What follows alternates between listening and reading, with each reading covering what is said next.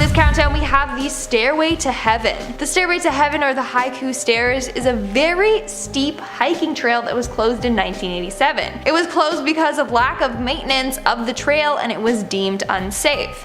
It's considered one of Hawaii's most dangerous trails, but that didn't stop 18-year-old Dalen Pua from hiking out there. On February 27, 2015, Dalen went out for a hike. He had previously told his grandmother, who he was visiting, that he wanted to do so, but she warned him against it. Also, you can get charged if you do trespass, but that didn't deter Dalen. On that day, he told his grandma he was going out for a hike, but she didn't think he would dare to go there. She was wrong. The last time anyone saw him was around 11 AM when he sent a photo to his family of him at that location.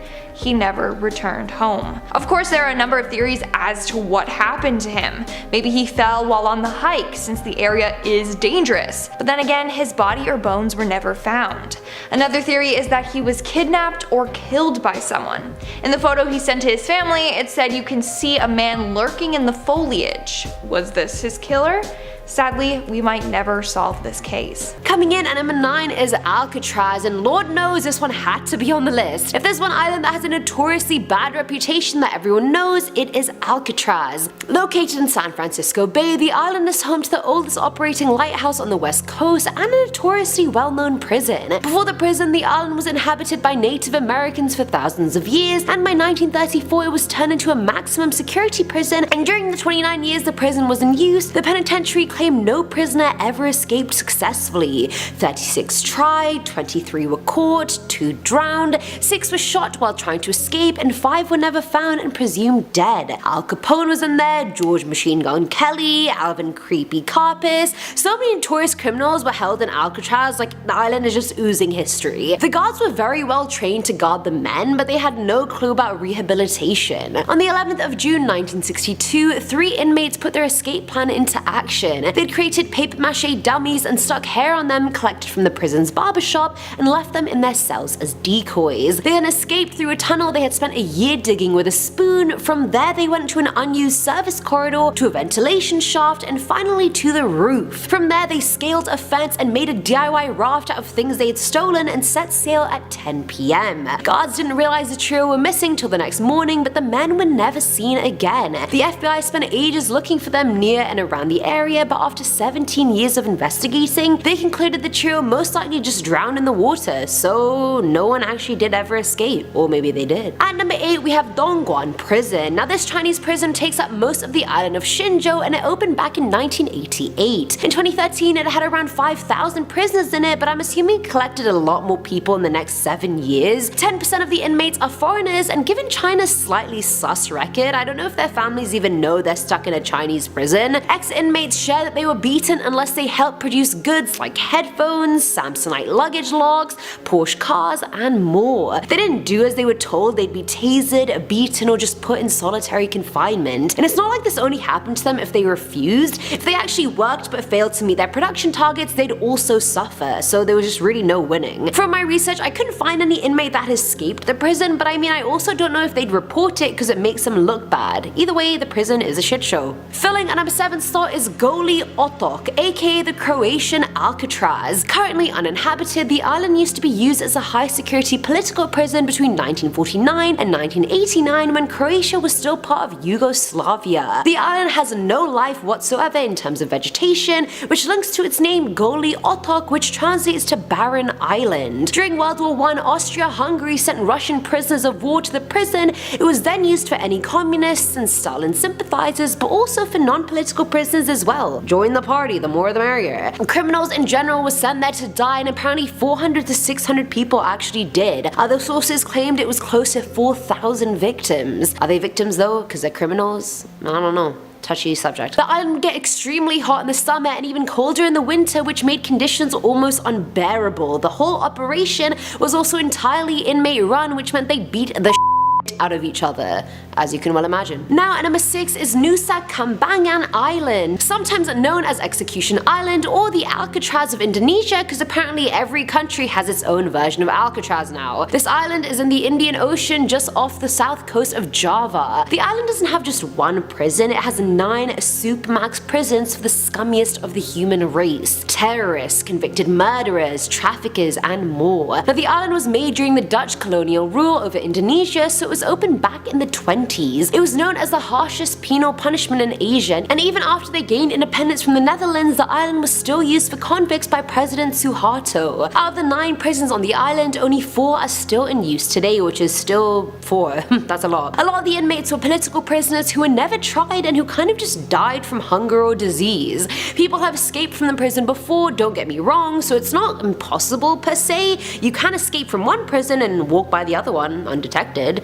Or do you think all the prisons on the island have integrated databases in case someone does escape and they're like, oh, he's on our list, he's from that prison? I don't know. I feel like that would be the, best thing to do, If I was a prison official, I would do that. Coming in at number 5 is Robben Island. This island is located north of Cape Town and is only 5.18 kilometers squared large in area. It was fortified and made into a prison at the end of the 17th century and operated well after the end of apartheid. It's always been used to mainly house political prisoners, their most famous one being Nelson Mandela, who was incarcerated there for 18 of his 27 years in jail. Before turning into a jail, it was used as a leper colony since no one knew what leprosy was or how to cure it, so they thought isolating all the infected was just the best way to go. The maximum security prison was shut down in 1991, and the medium security prison, which I didn't even know was a thing, was closed in 1996, and now it's currently a popular tourist destination and a World Heritage Site. In 1819, a huge escape plot was in place where Khosa Prophet Makana and 30 other inmates boarded 3 boats trying to escape their fate. Sadly, the boats capsized and all but 4 prisoners died. At number 4 is Imrala. This Turkish prison island has an area of 9.98 square kilometers and is located in the Sea of Marmara. It served many uses during its long history, and Pliny the Elder even mentioned it in his work, so it is old. In 1308, it was conquered by this new and upcoming Ottoman navy, and by 1913, the island had a school, 250 houses, a monastery, and over 1,000 residents. In 1935, the island opened up a semi-open category prison where inmates earn income by fishing and working in agriculture. Conveniently enough, the area around the island is a forbidden zone, so as a local of Turkey, you can't go near it, you can't fish near it, you can't sail near it, absolutely nothing. From 1999 to 2009, it was a maximum security prison for its one solitary prisoner, Abdullah Öcalan. Abdullah was the leader of the Kurdistan Workers' Party, which is a militant political organization trying to secure the independence of Kurdistan. The most notable person that ever escaped the prison was Billy Hayes, an American student who was incarcerated for trying to smuggle hash out of the country. Students and their drugs. Filling at number 3 slot is Spike Island. Located in Cork Harbour Island, the island was very strategically placed, making it good for defense and to house prisoners. The prison opened on the island back in 1847 to help deal with the excess number of convictions during the Great Famine. Dude, people were hungry. Are we surprised they were stealing? No. Now, a few years into its opening, it gained a reputation as, take a wild guess, Ireland's Alcatraz. IRA prisoners were sent there during the Irish War of Independence, and at its peak it housed 1,400 people. At the end of the 20th century, it was used as a youth correctional facility, and they all staged a riot in 1985, which resulted in one of the accommodation logs burning down completely. The prison closed its doors in 2004, and the history of the prison's escapes is one to look at. Henry Sweers tried escaping in 1863, but with rough water conditions was forced to turn back. Ooh, that wasn't gonna be good. A successful attempt was done by William Johnstone, who also escaped twice from 2 other jails before being sent to Spike, so I mean, he had a good track record. He tried escaping once but was caught, yet his second attempt saw him vanish into the night, never to return again. Now at number 2 is Salvation's Islands Part 1. So I know that sounds very transformative, but they were only called that because missionaries used to go there to get away from the mainland. Either way, the group of small islands are located off the coast of French Guiana and are made up of 3 islands. We have Devil's Island, St. Joseph Island, and Royale Island. Now, Devil's Island used to be a French penal colony back in the 19th and 20th century, and it used to receive convicts from the main prison of the empire, as well as anyone that had been deported from the Second French Empire. At 40 meters above sea level, the island is located in such such treacherous circumstances that escape is ridiculously hard. The surrounding area is incredibly rocky and dangerous, and the water is shark infested. Prison officials actually travel to the other islands by cable car because they also refuse to go in the water. Shark infested? I'd rather rot in this prison than try and be in that water. Like, nah, B. As if the exterior wasn't bad enough, and believe me, it's pretty damn shit, the interior was even worse. The prison island was known for its merciless treatment of its inmates to the point it had a 75% death rate. One of the most famous prisoners was Captain Alfred Dreyfus, who many of you have probably heard of. I hadn't before this video, just being truthful. You're probably wondering why I mentioned all 3 islands when I'm only talking about one right now. Well, let's not get ahead of ourselves, shall we? And finally, at number 1 is Salvation's Islands Part 2. Royale Island was used to house the general criminals, I'm guessing the ones that went very horrible, and the conditions were pretty free because even the prison officials knew escape was hard. So they were like, the inmates are most likely not gonna try, so they may as well just live freely, you know what I mean? Now, St. Joseph Island, on the other hand, was a reclusion island where prisoners were sent to be put in solitary confinement and complete darkness for offenses like attempted escape, for example. In the colony's entire history, 8 people have tried to escape, one of whom died, some of whom were recaptured, and some of whom were actually successful. By 1938, the French stopped sending prisoners to the islands, and by 1953, the system was closed altogether. At number 10, there's probably no treasure. For those of you who know about Oak Island, you probably know about the History Channel TV show called The Curse of Oak Island. Remember when History Channel used to do shows that were about history and like giving you some rock solid information that you could tell your friends and sound super smart? Now it has shows about treasure hunters on a ghost island looking for something that might not even exist. I'm not complaining, I'm just a little shocked by the change. Well, legend says there were 2 boys who went to the mysterious Oak Island back in the day in search of treasure in the 1700s. They got to a spot that seemed like it had just been dug up, and they were like, aha! We found the treasure! We will dig it up and be rich! They dug and dug and dug. They went about 30 feet down and they never found anything. They just left a sad couple of kids who probably went to go work in a coal mine and die at 31. Now some people think these unlucky teens were just digging in the wrong spot. But the truth of the matter is, the spot most likely looked like it had just been dug up because the owners of the treasure had already come to dig up the booty and took off. Coming in at number 9, we have Snake Island. With a name like that, who would even want to visit it? And as you probably guessed, it is covered in snakes. This island is apparently home to around 4,000 snakes, most of them being golden lancehead vipers, aka one of the deadliest serpents in the world. It's said that this type of viper can grow up to 18 inches long, and it's so poisonous that one bite can kill you within an hour. As a result, the Brazilian government has banned anyone from ever going there. If you do, well, chances are you won't make it back alive. Legend goes that a fisherman arrived at the island in search of bananas, but was found days later in his boat, dead in a pool of his own blood. Then from 1909 to the 1920s, a family lived on the island to run the lighthouse. But according to another legend, the entire family was found dead after a group of snakes came into their home and attacked them. So like I said before, you don't ever want to go to this island. Moving on to number 8, we have Area 51. Of course this had to be on the list. Area 51 is a top secret government facility that is illegal for the public to visit. Anyone that does try to trespass can be charged, arrested, or even shot to death. This is what happened to a man in 2019. On January 28th, the man attempted to get into Area 51. He was then chased down by some cars for 8 miles. When he got out of his car, he was shot dead. Another case would be the 2 YouTubers that were arrested in September of 2019 after they tried to sneak into Area 51 and were caught recording the premise. I know we all want to know what really goes on in there, like if they got aliens or whatnot, but curiosity killed the cat. Just saying. In our 7th spot, we have the Devil's Hole. With a name like that, maybe it's best you don't visit it. So the Devil's Hole is located in a national wildlife refuge in Nevada. You can tour the area, but access to the Devil's Hole itself is off limits. They have a sign and a fence guarding the area, and the sign reads as so: due to the scientific importance of this area and its fragile nature, unauthorized entry is prohibited. Yes, they want to protect the ecosystem, but also also, it is so dangerous to enter there. So Devil's Hole is like a little hole of water. When you dive in, it's filled with complex underwater caverns. Back in 1965, one night a group of 4 friends decided to hop the fence and explore the Devil's Hole.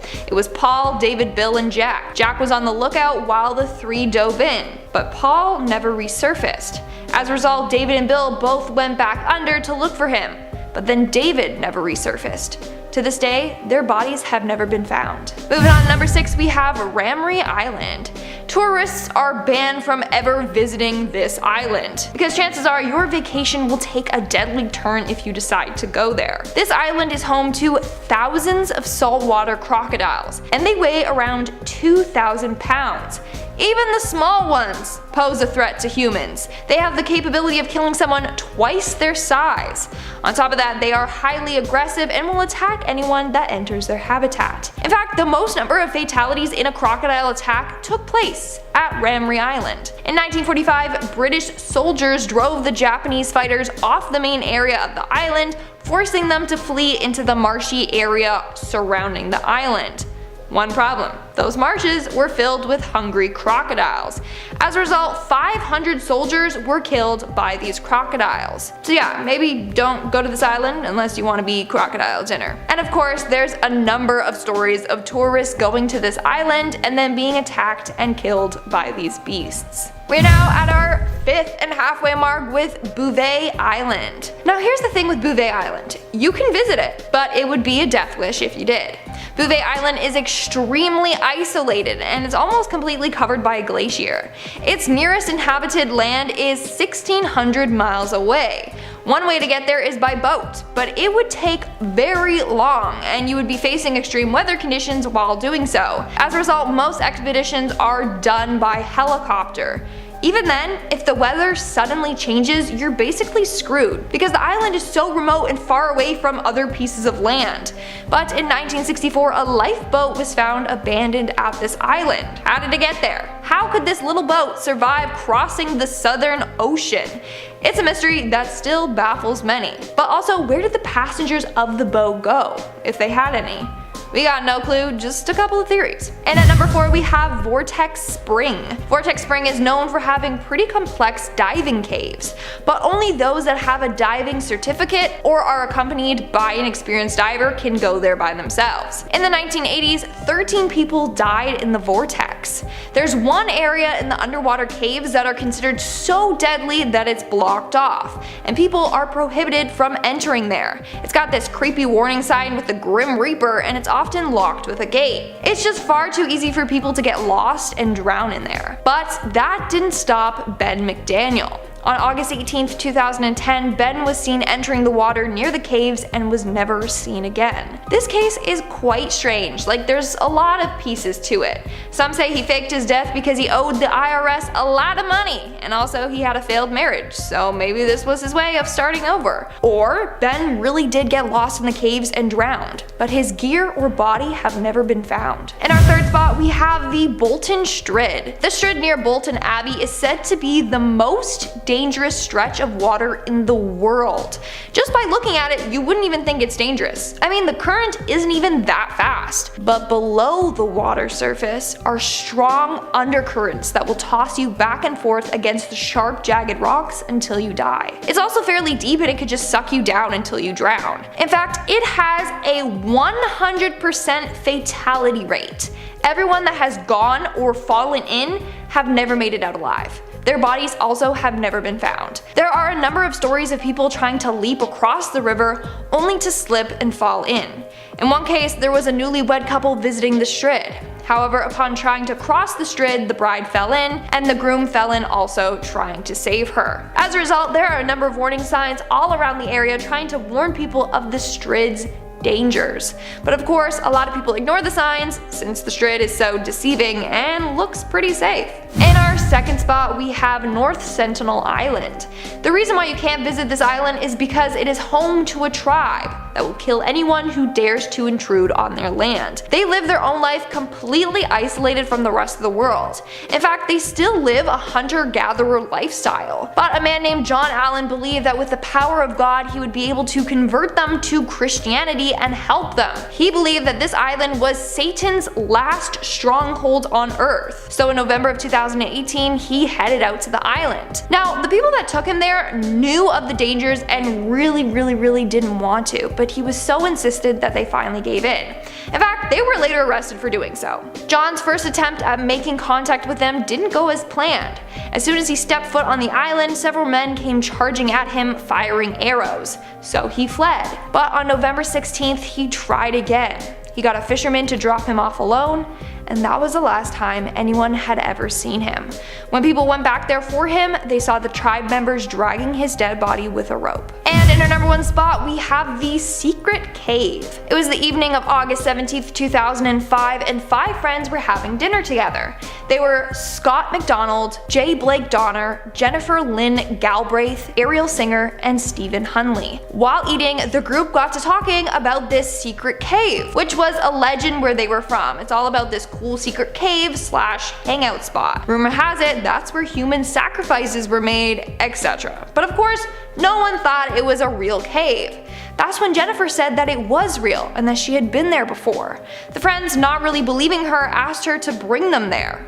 And so they did. So basically, up in the mountains by Brigham Young University, there was this small opening to a cave. The entrance was in the shape of a Y. But in order to get to the secret hangout spot, Jennifer told them they would have to dive down one area through this underwater tunnel to the other side, where there was an air pocket. The tunnel was 15 feet, and the gap they would have to swim through was 20 inches wide. So it was just enough for people to squeeze through. On top of that, someone had put a rope in the water so you could just pull yourself underwater with. So that's what the 4 of the friends did. Stephen Hunley decided to stay back. He waited for the group for about an hour, then he decided to call for help. And when police arrived, they were horrified at what they saw. So it seems like the group of friends successfully managed to get to the other side, but they couldn't make it back. The police ended up pumping out the water so that they could enter. And that's when they found all 4 of the friends' bodies stacked up against each other.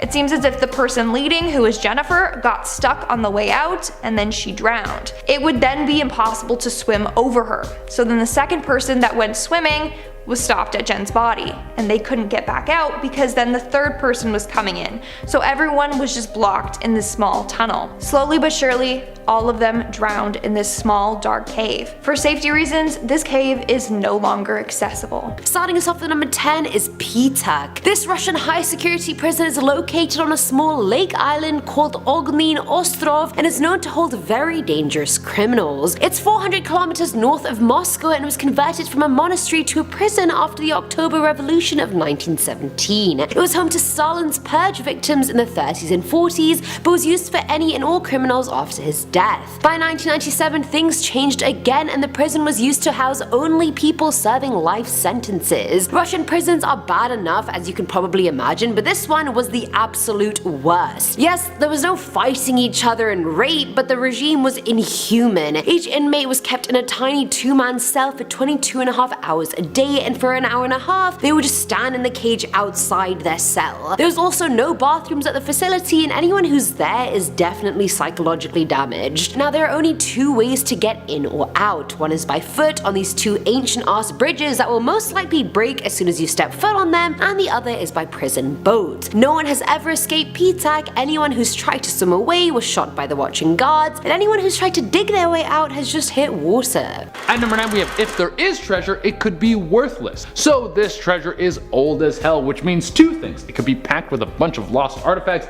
and doubloons that are worth an untold amount. Even a small percentage of this treasure could set you for life, floating on yachts until you die from a champagne-related injury. Or it could just be a bunch of old junk. Over time, things we used to think were valuable become worthless, and other things skyrocket in value. What's inside this so-called treasure, if it's even real, is unknown to everyone looking for it, so you might be digging around for something that's only worth a new pair of Nikes. Could you imagine you dedicate your whole life to finding something and in the end all you get is a dumb t-shirt? Well, that's how I would like the Curse of Oak Island show to end, because I think it would be so funny if someone found the buried treasure and in it was just something worthless. Like the guy who buried it told everyone about the treasure so they would spend hundreds of years digging for it, and when they find it, it was just like an old faded picture of a dog's butthole. That would be one of the greatest pranks of all time.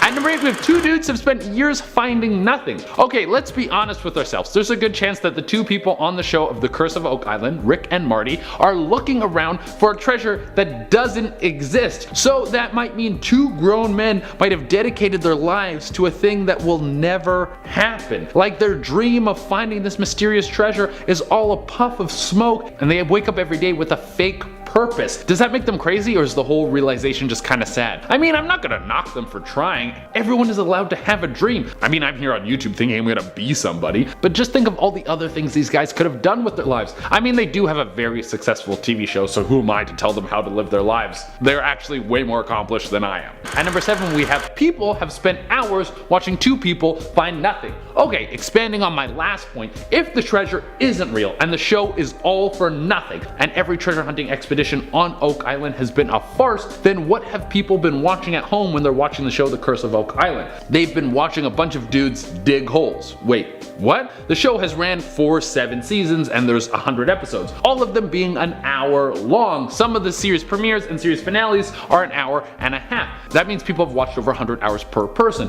and I looked in the ratings of the show, and on the low end they hit 1.1 million viewers, with the high end getting closer to 3.2. So let's do a little math. If we go for the low number of 1.1 million times 100 hours, that's 110 million hours of collective time spent from people watching this show. You know how much good could have been done with that time? That is a scary fact. Also, I don't want to sound preachy about this. I spend most of my free time rewatching animes I've seen 20 times, so it's not like I'm doing anything better. At number 6, we have Oak Island is a distraction. The treasure exists, but is it even on the island? There, that will take your head for a spin. Well then, where is it? That is also unknown. Some people think that the island was used as a distraction from the real location of the treasure, but there might be hints to where the real treasure is somewhere on the island. Other people think it's actually dumped in a nearby swamp, or the treasure could be underwater close to the island, and the only way to retrieve it would be with some scuba gear and a very good sense of direction, but really nobody knows. That's the whole point of this list, really, is that no one knows what's going on the island, where the treasure is. It's unknown.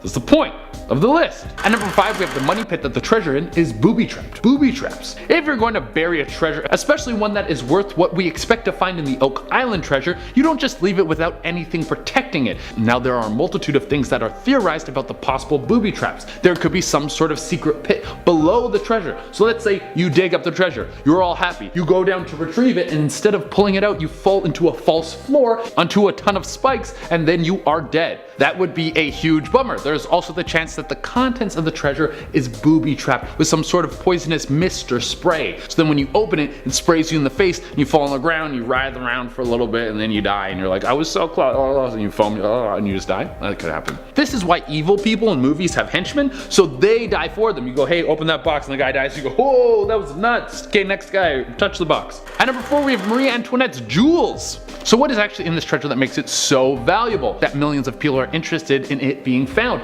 Well, a big tale around the water cooler is that Marie Antoinette's jewels are in the treasure. What? You mean the French queen who had her head lopped off and was famous for saying, let them eat cake, even though she never actually said that? History is a funny thing. Well, if this is true, this would make this treasure not just a monetary treasure, but one of the greatest historical finds of all time. And if something as valuable as her jewels are in that treasure, what other wonders lost to the world could be locked away in that chest? Chances are we will never know. I'm just being real with you. At number 3, we have the Onslow Company already tried this. Back in the 1800s, the story about a hidden treasure picked up so much steam that a major company got involved in the search. It was the Onslow Mining Company, and they went to find the treasure for themselves. With the power of a full corporation, they could not be stopped. But even they could not crack the code onto where this possible cache lie hidden. But here's something interesting about the Onslow Mining Company. They did find a bunch of wood and slate that were buried deep underground. This slate and wood were not native to the island, so the only way that they could have ended up there would be if someone was digging real deep and then they put them there maybe when they were hiding a treasure. This means there could have been someone digging deep holes on the island at some point in time. Were they hiding treasure? I don't know. You don't know. Nobody knows. If we knew, we would have the treasure, I think.